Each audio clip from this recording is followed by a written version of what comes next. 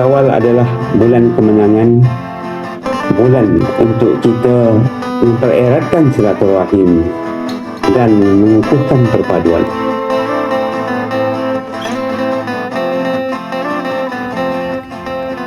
Assalamualaikum warahmatullahi taala wabarakatuh. Alhamdulillah, syukur kehadrat Allah Subhanahu wa taala kerana setelah sebulan kita melalui bulan Ramadan yang penuh keberkatan. Hari ini kita dianugerahkan dengan peluang untuk menyambut kedatangan Syawal dengan penuh kesyukuran.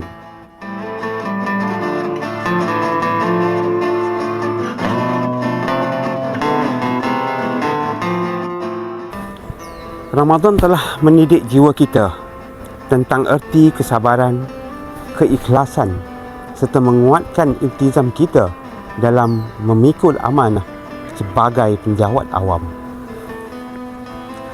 Justru saya berharap agar kemuliaan bulan Syawal ini dapat memperkukuhkan ukhuwah dan perpaduan kita, seterusnya menyuntik semangat baru untuk kita terus memertabatkan perkhidmatan awam negara.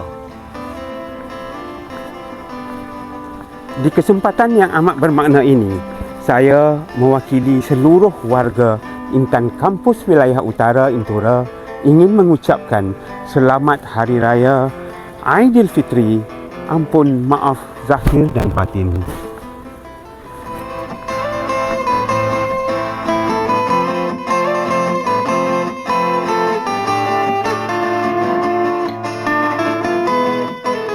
Kami warga Intura mengucapkan Selamat Hari Raya Aidilfitri. Maaf zahir dan batin.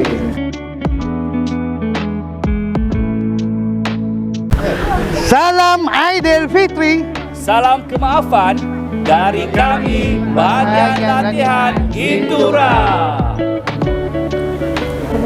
Bahagian Khidmat Pengurusan mengucapkan Salam Aidilfitri. Maaf zahir dan batin.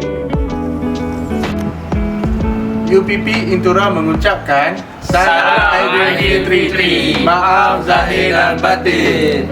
Salam kemaafan dari Unit Kewangan dan Perolehan. Selamat Hari Raya.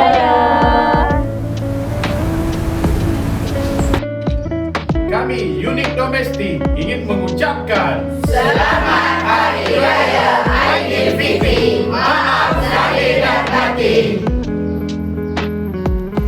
kami dari unit pentadbiran mengucapkan Selamat Hari Raya Aidilfitri. Maaf zahir dan batin. Kami dari Unit Perubahan dan Transformasi Pasukan Intura mengucapkan Selamat Hari Raya Aidilfitri. Maaf zahir dan batin.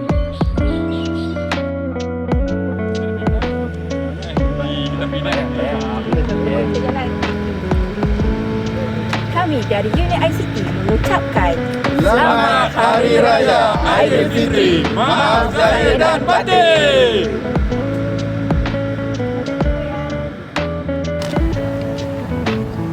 Kami dari unit Pusat Sumber Maklumat ingin mengucapkan Selamat Hari Raya Aidilfitri.